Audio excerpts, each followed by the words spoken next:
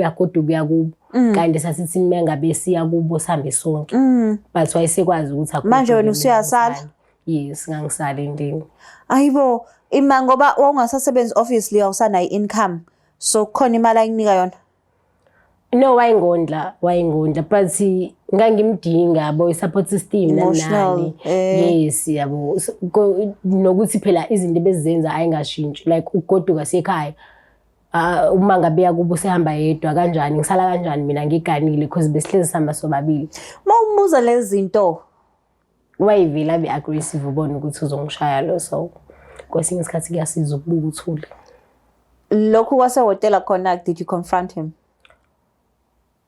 ngathi mengimbuza wangibuza ukuthi wacela yini ukuthi abe nama security abekelwa wona so ngamtshela ukuthi no angaze ngikubekele ama security but bakubonile wathi uba ukubonile and then ngangengeza ngilahle umngani wami kanjalo ukuthi ngithi mina uSibamani ukubonile uyamazi sebenza endaweni ethize wayazi vele naye vele ukuthi uSibamani usebenza khona wayembonile showcase because uyasho ukuthi kade be check in ngayizolo ngakusasa wena wahamba uyocleana le room labo yabo so uyazi vele ukuthi umngani wami uyazi ukuthi umbonile mefika kumina vele uyena sure okay wayesedinga nje ukuthi mina kuphela ngiconfirm so izinto zaba worse nini okay kuhamba isikhathi ngelinye ilanga nje emini usemsebenzini mina ngikhona vele ngisasebenzi ngivele ngibe vele sengiyagula ke senginanenkinga ukuthi sengiyagula nganginenkinga yomqala ungasebenzi nani so eventually esibhedlela bangidiagnose nge-depression so sengikuma antidepressants manje nani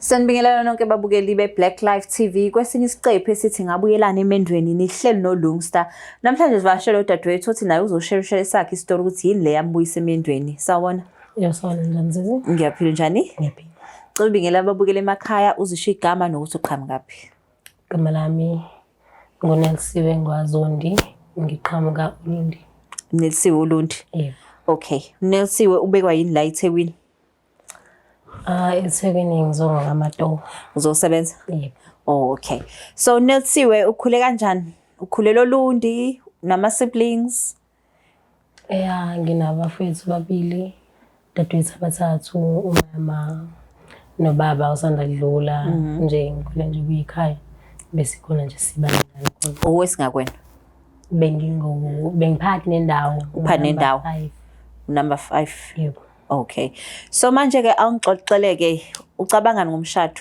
before everything you go through wawucabangani ngawo umukhule emakhaya uyintombazana uyingane intombazane vele usukwazi ukuthi egcineni kosuku ezingikhula kumele ngicine ngihambile ngayovusa umuzi thizeni ngoba la ekhaya kuzomagodi nabazovusa la ekhaya so anginayo indawo obviously mokhula vele usukunaso isifiso sokuthi and especially ukhule nabafana yes ngisazoshada nje ukuze ngingabe mhlawumbe uanti usanda ukukhuluma ekhaya nani so nje nami ngikhulela ukuthi nje kumele ngithole umyeni ngibe right okay so manje ke awungixoxela umyeni wakho wahlangana phi naye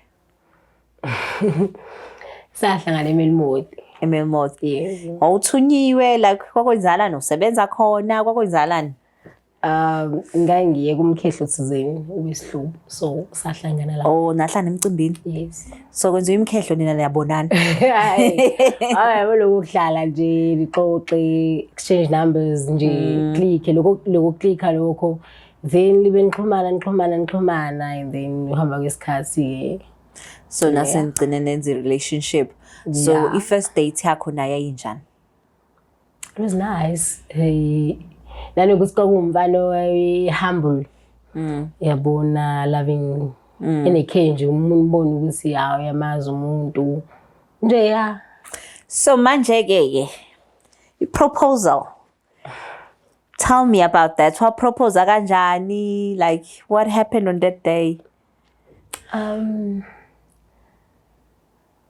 kungathi uyadlala nje like akaproposanga ngale ndlela esijwayele ngayo ukuthi umfana uproposa ngayo kwakuxoxa nje ukuthi hawu manje ekhaya ucabanga biza kangakanani yabo kuba nalawo ma conversations njengathini uphendule nje lokho nje yabo ube nawo ukuthi cha liqhubha isikhathi nani and then a day came ngivakashile kuyena anginike incwadi ukuthi enini kuzomela ngithole umuntu ozoyihambisa ekhaya.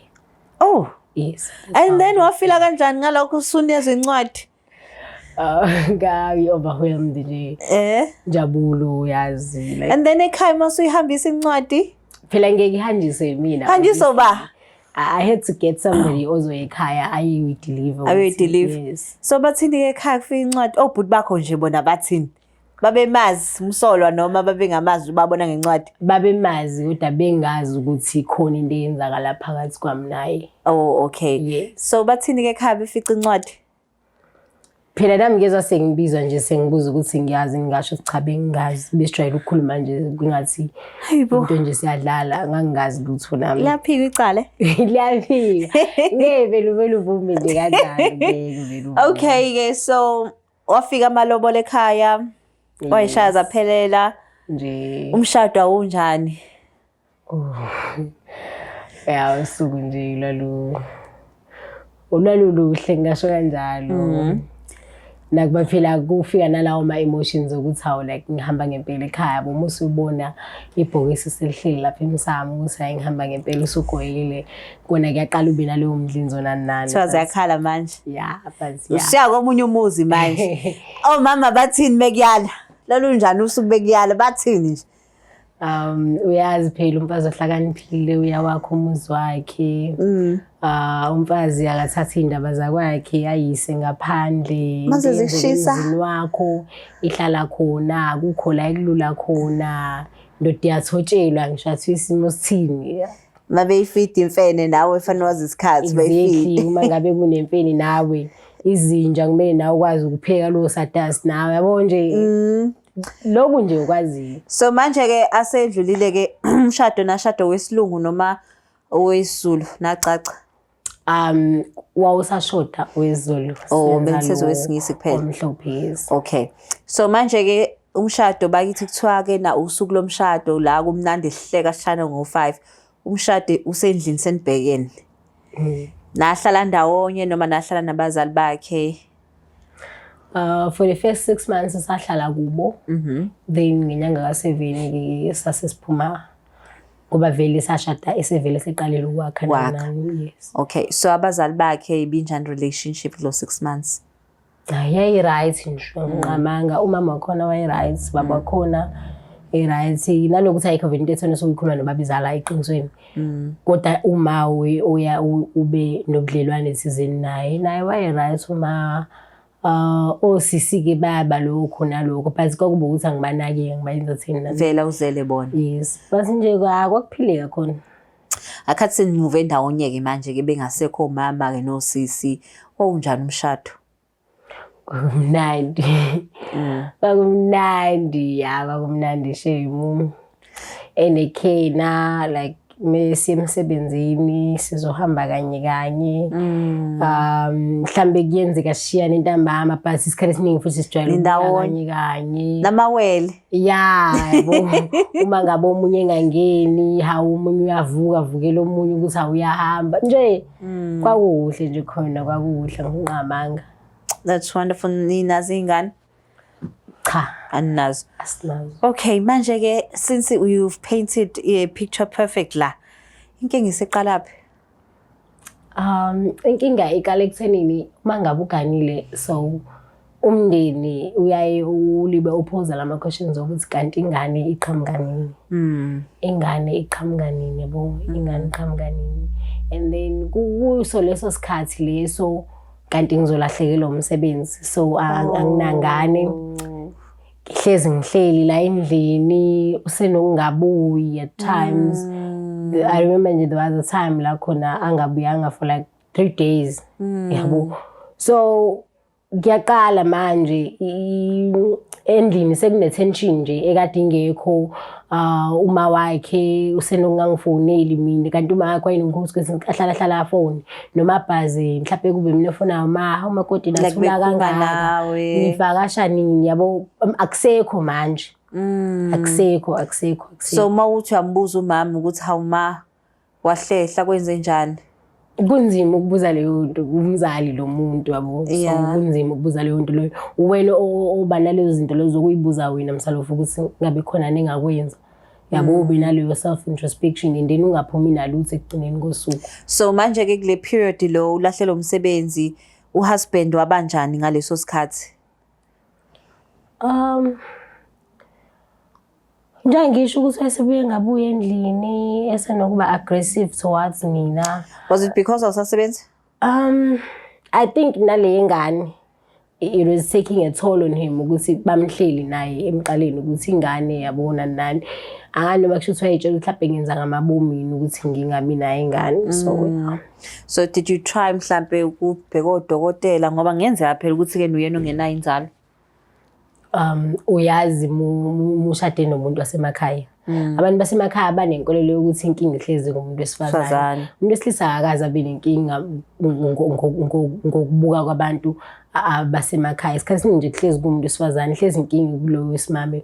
Lo wesilisa uhlezi right. So ngaphandle kokungalala ekhaya, asimxolele sithi mhlambe wayilokhuza wehle nabangane ekhiphela istress. Yini okunye ayesekwenza? Ngangizwa nje lo there was a friend of mine owangitshela ukuthi umbonile ehotel sizeni umngani wayeclean ehotel. So washo ukuthi hayi wayecheck in for 2 days. Njoba wayekahamba insuku endlini nje khona la khona umngani angitshela khona ukuthi hayi ucheckile ini bahlala 2 days no sisi thizeni. So it's one of those things nje kwesinye kushuthi lezi zinto wayezenza angithi wayebuya athi mina uyagoduka uyakubo kanti sasithi mina ngabe siya kubo sihambe sonke but wayesekwazi ukuthi akhona manje wena usuyasala. Yes ngangisala endini. Ayibo ima ngoba ungasasebenzi obviously awusana income so khona imali ayinika yona? No wayengondla but ngangimdinga boy support system nani. Yes yabo nokuthi phela izinto bezenza ayingashintshi like ugoduka sekhaya. Uma ngabe yakubo sehamba yedwa kanjani ngisala kanjani mina ngiganile because besihlezi sihamba sobabili. Mawubuza lezi zinto wayivila abe aggressive ubona ukuthi uzongishaya lo so kwesinye isikhathi kuyasiza ukubuka uthule. Lokhu kwase hotel khona did you confront him? Ngathi mengimbuza wangibuza ukuthi wacela yini ukuthi abe nama security abekelwa wona. So ngamtshela ukuthi no angaze ngikubekele ama security but bakubonile wathi uba ukubonile and then ngangenza ngilahle umngani wami kanjalo ukuthi ngithi mina uSibambane ukubonile uyamazi sebenza endaweni ethize wayazi vele naye vele ukuthi uSibambane usebenza khona wayimbonile showcase because uyasho ukuthi kade be check ngayizolo ngakusasa wena wahamba uyocleana le room labo yabo so uyazi vele ukuthi umngani wami uyazi ukuthi umbonile mefika kumina vele uyena. Sure. Okay. Wayesedinga nje ukuthi mina kuphela ngiconfirm. So izinto zaba worse nini?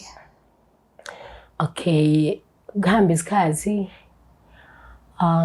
Ngelinye ilanga nje emini usemsebenzini mina ngikhona vele ngisasebenzi. Ngivele ngibe vele sengiyagula ke senginanenkinga ukuthi sengiyagula. Nganginenkinga yomqala ungasebenzi nani so eventually esibhedlela bangidiagnose nge-depression so sengikuma antidepressants manje nani kuthi ngelinye ilanga nje ngihlele mina usemsebenzini ngizinoki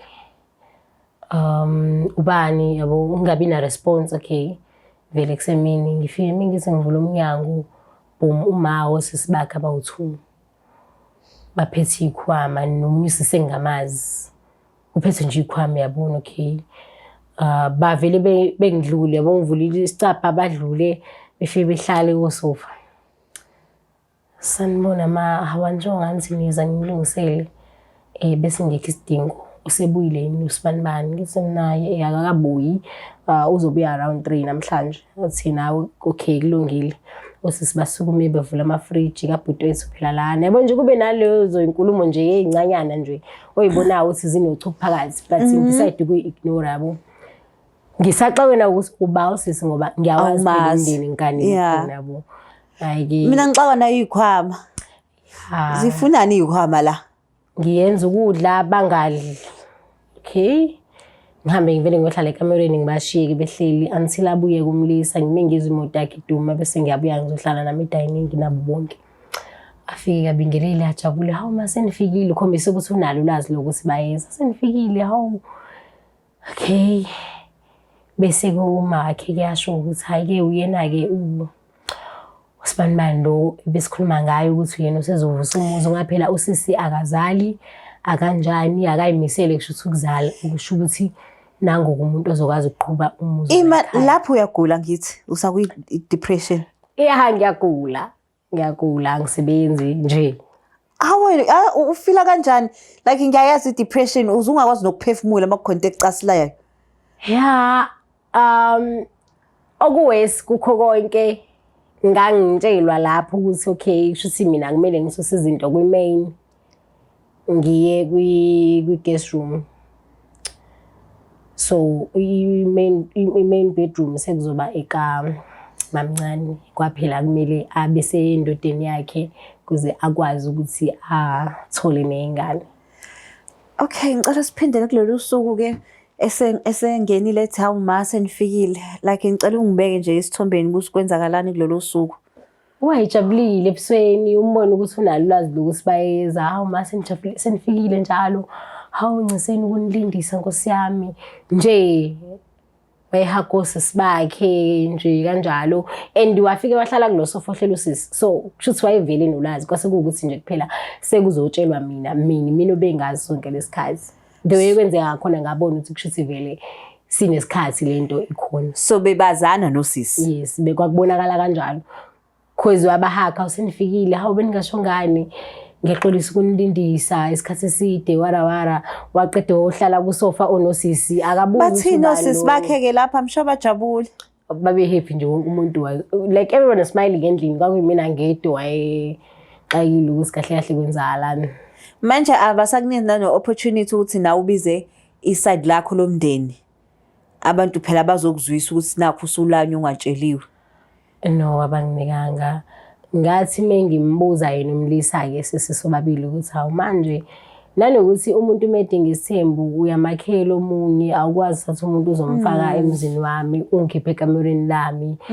Yabo izinto kanjalo kwathi la kamera kwakwelakho wathi uma ngabe kuxaka lokho enzokubonayo kusho your husband. Yes. Okay, usisi ke lo lethiwe ke ekubona uchithwa kanje kwenzakalani? Wayeheavy phela naye yena kwakumhambela kahle imina nje kwangangihambeli kahle.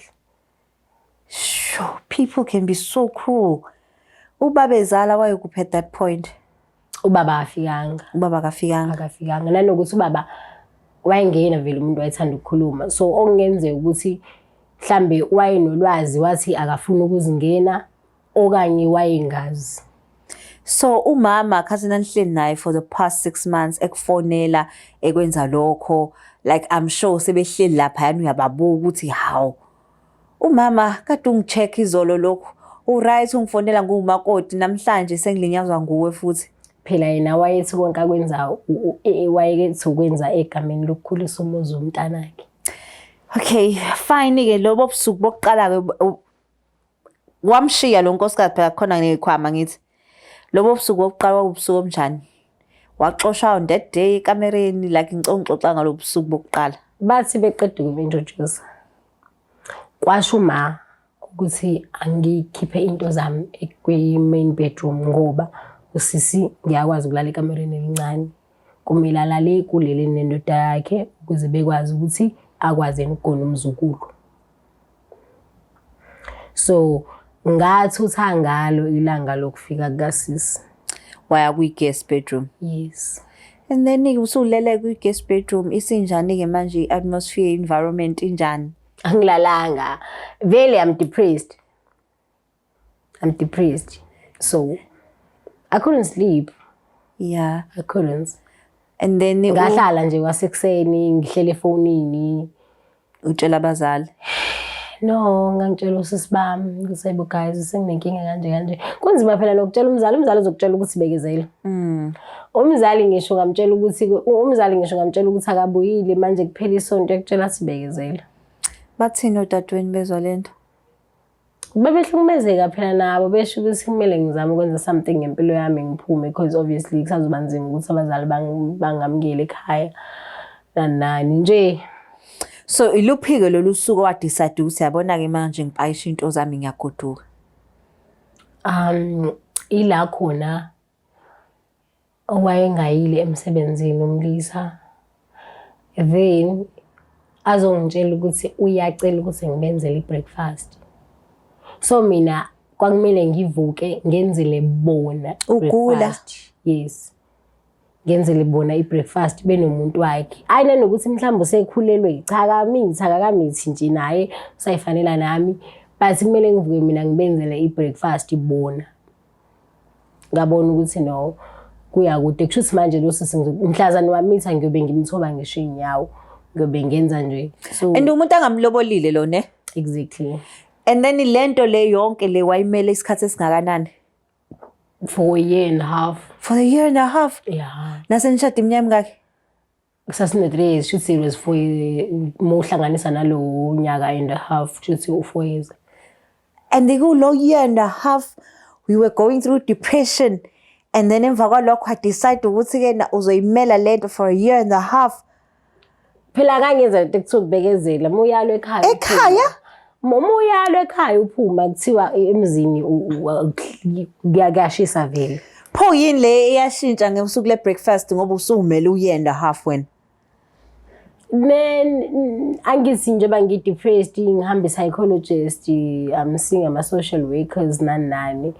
So ngana lento yokuthi impilo yami eyami and I need to take a stand ngayo mina myself. So ngathi mengibona lokho ngabona ukuthi no, it's time ukuthi ngipheke ngithunta into zami ngabe phephamani lawe nginawo ngihambe ngiyobheka kabusha umsebenzi because vele ngike ngasebenza phambilini ngike ngazama ngike ngaphile ngekho, so yini ezongisusa ngaphila futhi engasekho. So akhathe kusupakisha akakuncenganga athi awume kancane o abe nokuyisola? No phela ngesinkathi nginqaba ukubenzela i-breakfast baphuma ngemoto bayodla out, so that's when mina I decided ukuthi usupakisha kuhamba mawuhamba kodwa kuya ekhaya. No, ekhaya kuzoba nemibuzo eminingi, ngahamba nje kwi-friend thizeni koMlazi ngahlala khona nomngani vele uqashile ini bengifaka ama-CV nabo nje.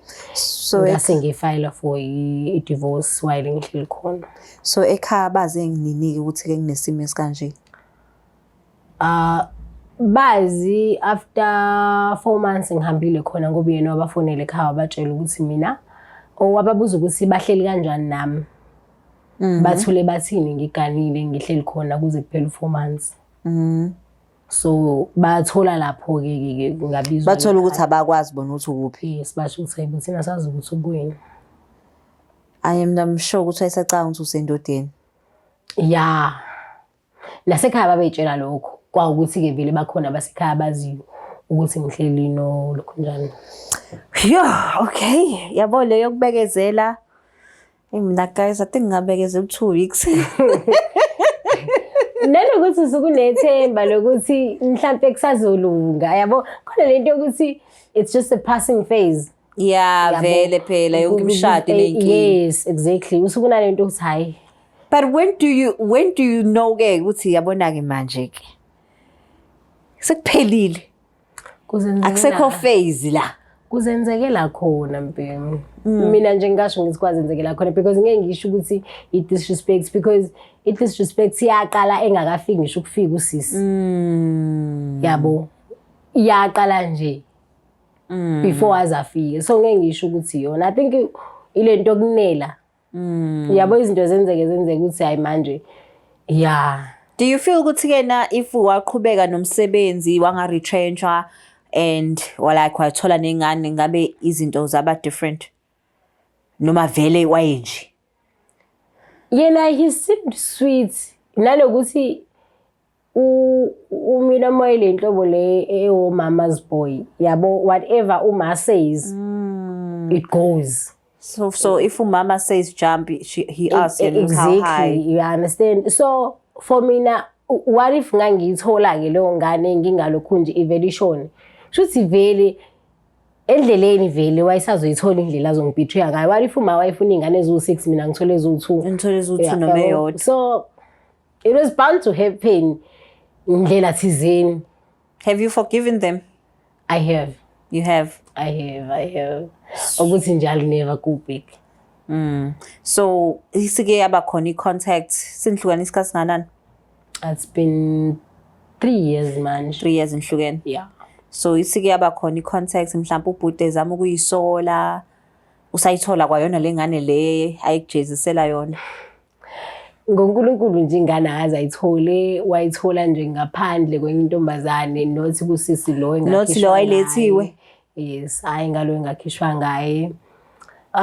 Ike yaba khona i-contact le yokuthi izinto wayengabuyi vele ngangazeli kanjani nini so yeah. So if ngiyabona uthi-ke namhlanje ingoba umama's boy uma wakho usaphila? Mawakhe, yes. So if ungase kuthiwa ngelinye ilanga uyabuya uzosolo uzosho ukuthi it was my mama's fault. Ngelinye ilanga kuyoba i-fault kasisi wakhe because uma wayehlangene nosisi bathatha accountability. You understand? Yeah. Yena nje maybe mangase ayithathe yena msalo because naye umano mangathiwa umdonsa ngekhala but usuke engambambile kanje yethi ngithe manje ngizokushaya. No, basuke bexoxa nje kahle kukuhle bivumelana. So manje tell me likhona ibhobhodlwana elikhona? Yes. How is he? No, it's just a chance nje. Yeah. Ukhona. Uswaba naye ingane noma awakabi nayo? Senginayo. Sunayo. Oh! Yes. From this guy? Yes. Wow! Yeah. So uNkulunkulu nje wayethi mntanami ngiyakufihla la. Hayi la. Hayi la. Yeah, into kanjani khona nje. So ni happy nalo guy? Yeah. Do you see future naye? Yeah. Yabona so washa glow up. I'm so fine, Shane. But I'm so happy that you're happy. Nanokuthi I'm glad that angashiya ngesikhathi engashiya ngaso. So would you say that was the best decision ever? Indeed it was. Yo. Was. So ungenzi lelo breakfast kwasindisa impilo yakho. Yes. Ikwaba i-breakthrough kanti kwaba i-breakthrough yami. Yeah. So manje uthi uma wenza uhusband future husband manje i-breakfast usho ukuthi lalela. Nge-breakfast nje ngathola wena ngoba phela uba ngishiya ngale breakfast. Yeah, mhlawumbe ngabe ngagcina ngizibulele. Natho intombazane umfana? Umfana. And then emsebenzini? Ngiyabamba la ngibamba khona njengamanje. But you are happy. Yes. Wow. Such a beautiful ending. No, siyabonga kakhulu ukuthi-ke nuhlale nathi share story. I'm sure it's not into elula. Yeah. Because bakithi akekho umuntu ofuna ukuxhokoloza isilonda esesaphola. But siyabonga kakhulu kodwa kodade bethu-ke abasahleli abathi ngisabekezele ngisanethemba uthini kubona? Hey, umuntu ngeke uzumtshele ngomendo wakhe but engakusho ukuthi kubalekile kwesinye isikhathi ukuzibeka wena nempilo yakho phambili ngoba ekugcineni kosuku wena uzigcinele le boxini umuntu asala aqhubeka be happy. And yazi uthini into ebhlungu kwesisikhathi sithi sihlalele ingane. Yeah. And lezi ingane sithi sihlalele ijike kubuze uthi awuhlaleleni. Same child aduthi uhlalele yona ikubuza uthi wawuhlaleleni. Ngoba naye yabona ukuthi nje uhlala into engekho. Yo. Sibonga kakhulu babukele be-Black Life TV kwesisiqephu esithi ngabuyelana emendweni. Nawe futhi uma unasesakho please feel free ukungidrophela i-message. NguLongstar, please don't forget to share, like and subscribe. Nibe nosuku oluhle, ngithanda kakhulu.